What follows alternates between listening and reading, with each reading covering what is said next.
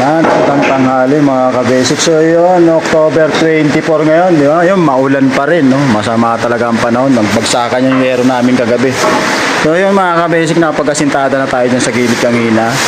So isasabak kasi para pa nag-boss tayo nung step na yan, dyan papatong yung ating boss. At yun, naipoforma na rin nila yung sa may taas na yan mga kabasic.